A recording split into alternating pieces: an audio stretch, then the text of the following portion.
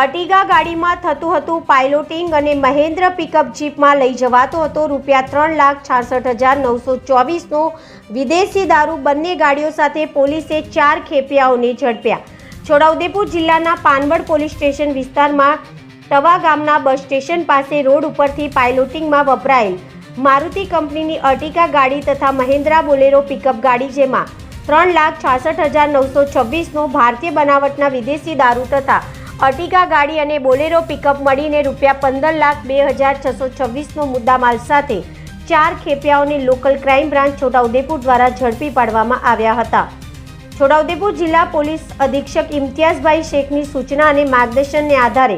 LCB police સ્ટાફના માણસો LCB PI MF ડામોરના માર્ગદર્શન હેઠળ પાનવડ પોલીસ સ્ટેશન વિસ્તારમાં પેટ્રોલિંગમાં હતા। તે સમય દરમિયાન બાતમી મળી હતી કે એક મારુતિ કંપનીની સિલ્વર કંપનીની અર્ટિગા ગાડી લઈને 2 ઈસમો પાયલોટિંગ કરી તેની પાછળ એક સફેદ કલરની મહિન્દ્રા કંપનીની બોલેરો પિકઅપ 4 વ્હીલર ગાડીમાં ભારતીય બનાવટના વિદેશી દારૂ ભરી વગર પાસ પરમિટે 2 ઈસમ પાનવડ બોડેલી થઈ વડોદરા જનાર છે। જે બાતમી અને હકીકતના આધારે જણાવ્યા અનુસાર વર્ણનવાળી બોલેરો ગાડી આવતી હોય તેને કોડન કરી રોકી ગાડી ચાલકને તથા બાજુની સીટ પર બેસેલા ઈસમને પકડી પાડી અને ગાડીમાં તપાસ કરતા ભારતીય બનાવટનો વિદેશી દારૂ મળી આવ્યો હતો। સદર અર્ટિગા ગાડીમાં સનીસિંહ શ્યામસિંહ સિકલીગર ઉંમર 28 સોમા તળાવ ગેસ ગોડાઉન પાછળ ડભોઈ રોડ વડોદરા, શમશેરસિંહ કિંમતસિંહ પંજાબી 50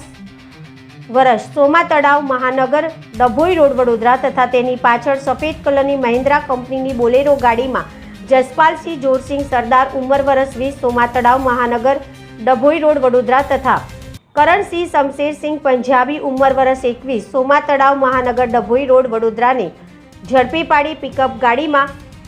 ગેરકાયદેસર રીતે લઈ જવાતા ભારતીય બનાવટના વિદેશી દારૂ બોક્સ નંબર 39 બોક્સ નંગ 39 કુલ બોટલ નંગ 1306 મળી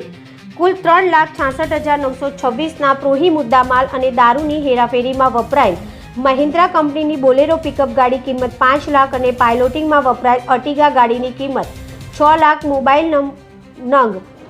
2,35,000 તથા અંગ ઝડતીમાંથી મળી આવેલ રોકડા ₹700ની